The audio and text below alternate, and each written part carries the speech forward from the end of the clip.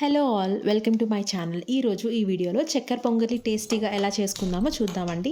First పొయ్యి వెలిగించుకుని బాండి పెట్టుకుంటున్నాను. దీంట్లో నేను మెజర్మెంట్కి మొత్తం అంతా సేమ్ ఒకే గ్లాస్ వాడుతున్నాను. చిన్న టీ కప్ అనేది వాడుతున్నానండి. సో టీ కప్ తోటి నేను పెసరపప్పు తీసుకున్నాను. పెసరపప్పు తీయించుకుని వేయించుకుంటున్నాను. దానికి మనకి లైట్గా కలర్ అనేది చేంజ్ అవ్వాలి. చేంజ్ అయినప్పుడు మనకి మంచి స్మెల్ అయితే వస్తుంది. అప్పుడు పొయ్యి ఆపేసుకోవడమే. ఎవరికన్నా కలర్ ఎంతవరకు చేంజ్ అవ్వాలని తెలియకపోతే ఇది ఒక టిప్ అండి.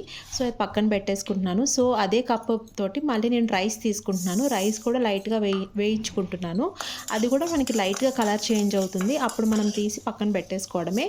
సో ఈ రెండు మనం ఫస్ట్ వేయించుకుని పక్కన పెట్టేసుకున్నాం కాబట్టి ఇదే బాండీలో నేను నెయ్యి ఒక 2 స్పూన్స్ వేసుకున్నాను. వేసుకుని జీడిపప్పు అండ్ కిస్మిస్ వేయించుకుంటున్నాను. అది కూడా పక్కన పెట్టేసుకుంటున్నాను. ఇప్పుడు అదే బాండీలోని మనం కొబ్బరి ఉంటుంది కదండి, మామూలుగా పచ్చి కొబ్బరే, ఎండు కొబ్బరి కాదు, పచ్చి కొబ్బరిని చిన్న చిన్న ముక్కల కింద కట్ చేసుకుని దీంట్లో కొంచెం బాగా రోస్ట్ చేసుకోవాలి. ఇది కూడా ఎంత రోస్ట్ చేసుకోవాలి అంటే మనకి మంచి స్మెల్ అయితే వస్తుందండి. సో అలా మనం వేయించుకుంటే సరిపోతుంది. సో మనకి పచ్చివాసన అవి ఉండకుండా కొంచెం మంచి టేస్ట్ అనేది యాడ్ అవుతుంది.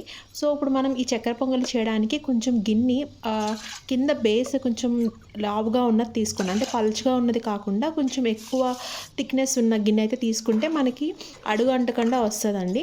సో దీనికి నేను 2 గ్లాసెస్, 1 గ్లాస్ ఆఫ్ పెసరపప్పు, 1 గ్లాస్ ఆఫ్ బియ్యం తీసుకున్నాను కాబట్టి నాకు 8 గ్లాసెస్ ఆఫ్ వాటర్ అయితే పట్టింది. మనం కుక్కర్లో పెట్టట్లేదు కానీ డైరెక్ట్గా పెడుతున్నాం కాబట్టి వాటర్ అనేది ఎక్కువ పడుతుంది.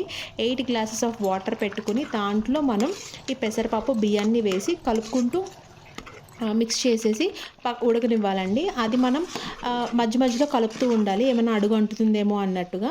సో అలాగ మనం బాయిల్ అయిన తర్వాత ఒకసారి మనం పప్పుని బియ్యాన్ని పట్టుకొని చూస్తే రెండు ఉడికిపోతాయండి.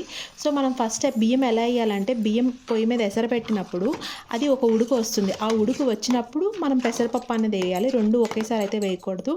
ఇప్పుడు నేను వీడియోలో చూపించినట్టుగా ఆల్మోస్ట్ అంతా అయిపోయింది. అందుకని నేను దాంట్లో షుగర్ కూడా వేసేసుకున్నాను. షుగర్ వేసుకుని ఒకసారి కలుపుకున్న తర్వాత దాంట్లో మనం ముందుగా వేడి చేసి పెట్టుకున్న డ్రై ఫ్రూట్స్, జీడిపప్పు, కిస్మిస్ అండ్ కొబ్బరి కూడా వేసేసి కలిపేసుకుని అంతే అండి. ఎంతో టేస్టీగా చక్కెర పొంగలి ఇంట్లో మనం చేసుకోవచ్చు. ఆ దేవుడికి నైవేద్యంగా పెట్టి మనం తీసుకుంటే ఎంతో బాగుంటుందండి. ఈ వీడియో మీకు నచ్చినట్టయితే తప్పకుండా సబ్స్క్రైబ్ చేసుకోండి. ఒక చిన్న లైక్ చేసి ఎంకరేజ్ చేయండి.